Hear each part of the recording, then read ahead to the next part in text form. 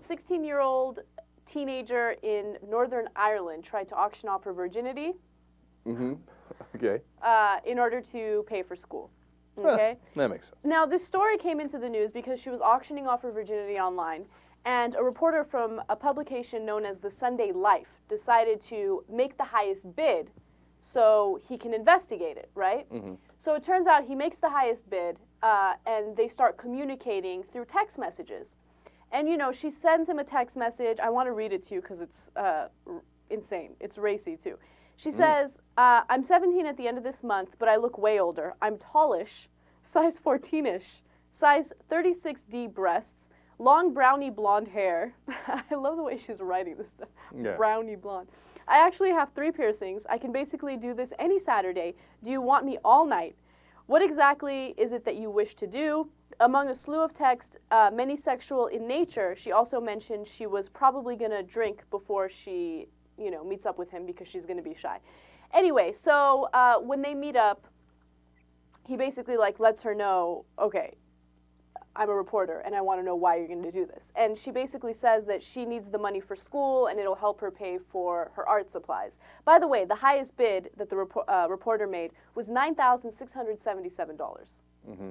She got robbed, in my opinion. Like, let's say that was real. Because we've read about other virgins who auctioned off their virginity for millions of dollars, right? If this was a real bid and she took it, that's so sad.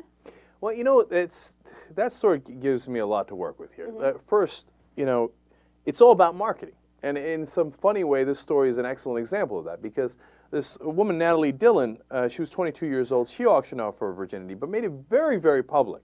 And everybody was talking about it, and bids got up to $3.7 million. Now, was Natalie Dillon's virginity worth that much more than this young woman's virginity?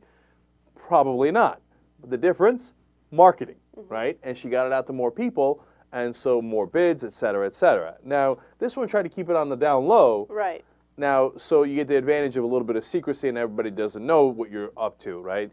Of course, the disadvantage is your price is low. So I'm kind of amused by the way the market works there. There was another girl who did it very publicly, got up to a $1.5 million bid, but it was so public that she got embarrassed and then backed out of it, right? So she could have done better, but I'm glad she didn't, and I'm glad the reporter screwed it up for her. Okay? Yeah, I'm totally glad too. It's just a 16-year-old girl. Yeah, and she shouldn't have gone in this direction, and, you know, to some degree, you know, I feel bad for her because then the reporters, she's all psyched to do it. She's all intoxicated, and the reporter comes in and goes, "Schwang, wang, wang, I'm a reporter." And then she's like, oh, she panics and says, oh, it's a joke, it was a joke, what do you mean, la, la, la. It doesn't appear to be a joke, right? And the other thing is, I didn't really believe that it was for school. First of all, you know, a little under $10,000 isn't going to cover your education at the university, because that's what she said originally. Second of all, then it turned from for school to art supplies and maybe put away some money for school. By the end. And that was uni. For uni, right, because you want to take some art classes at uni.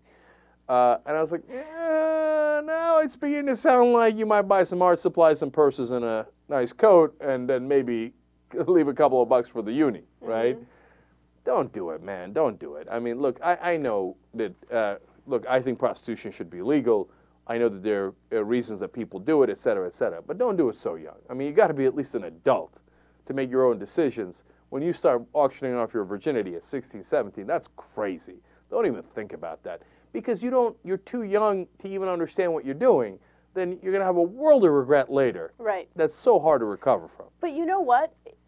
When you read this story, right, you think about the fact that, okay, what if this reporter wasn't the one who made the highest bid, right? What if this reporter wasn't on this story and she actually met up with someone? I mean, who knows? She did this over the internet. So she could have met up with someone who's like, you know, crazy serial killer or someone who would physically harm her, okay? And she actually led the reporter to her home.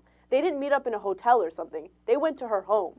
No, it's a disaster written all over it. I mean, what if the guy doesn't even pay you? I mean, that's the easiest thing. I mean, you know, obviously violence is what you're most concerned about, right? But let's say he comes in, he does whatever the hell he wants, he does things you don't want, then he goes, what, look, I got text messages saying that you wanted it and that we're going to be a hooker for it, or be a prostitute, right?